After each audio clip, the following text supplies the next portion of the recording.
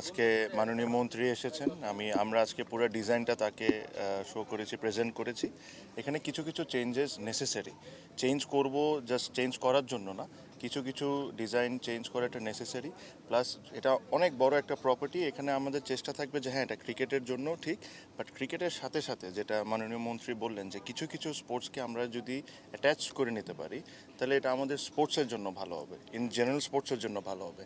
Cricket বোর্ডের অবস্থান হয়তোবা অন্য অনেক বোর্ডের চেয়ে ভালো ফাইন্যান্সিয়ালি, তো এটা আমাদেরও responsibility to look after the other sports. এখানে সরকারের অনেক বড় ইনভেস্টমেন্টের দরকার পড়বে যদি আমরা একটা বড় স্টেডিয়াম করতে চাই। তো আমরা দুজনের সাথে একসাথে মিলে খুবই দ্রুত যা যা নেসেসিটি চেঞ্জেস করার দরকার ওগুলো করে নিব।